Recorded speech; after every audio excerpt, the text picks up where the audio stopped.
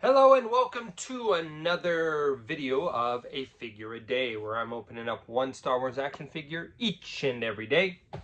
And today I finally found a figure I've been looking for a while. It's not a high demand figure, but for some reason I just was missing it everywhere. So maybe it's because of the popularity of the character still, maybe, or I just have bad luck. But today we are looking at Epic World of Adventure Power the Force Mandalorian. Now this figure, at first glance, you might think, oh, we already had that figure, and that's what I thought too. I thought we were just buying this version because of the fancy new Darksaber effect, but actually there are some differences now that I have it in hand, which I did not expect. So let's get this guy open. This ships in the latest wave of Power the Force figures.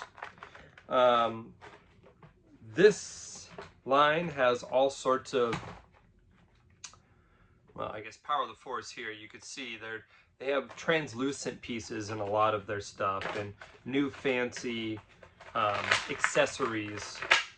And that's honestly what I thought it was. I thought this was the biggest difference from this, you know?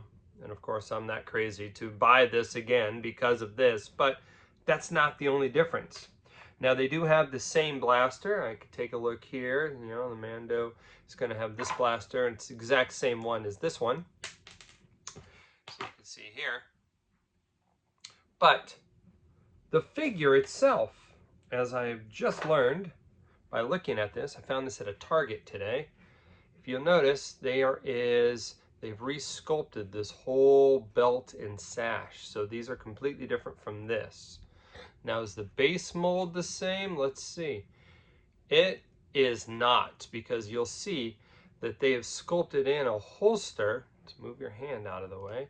There's a holster sculpted on this one here.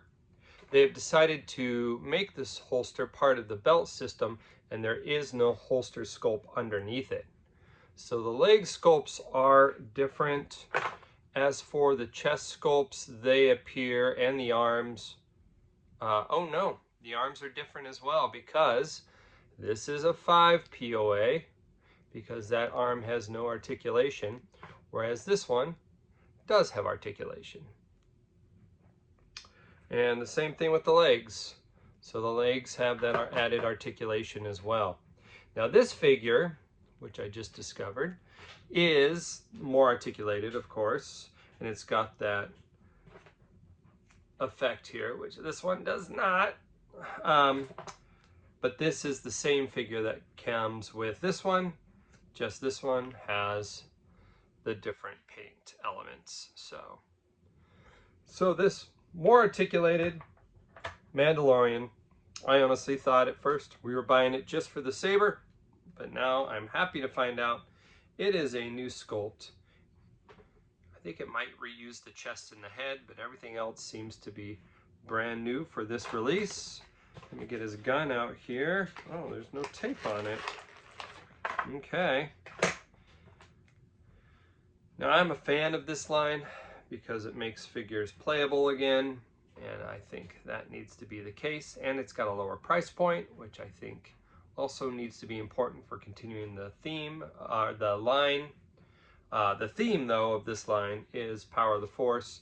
Now, that's not Hasbro's theme. That is just a theme that Lucasfilm has done. So they've carried it through multiple licensees that they have. So Mandalorian Epic World of Adventure, which used to be Epic Hero Adventure or something last year. New theme, new brand for this year. We'll see going forward if we'll get more. I know there's a couple more figures due out this year. Anakin and Rex were shown off at Star Wars Celebration, as was a Rex in this one, this mech suit as well, and some speeder bikes. So it's exciting to get some medium-sized or deluxe-sized vehicles back in the 3 3/4 line. So there you have it. Mando, Epic World of Adventure. Till tomorrow, folks, may the figures be with you. one at a time. Have a good night.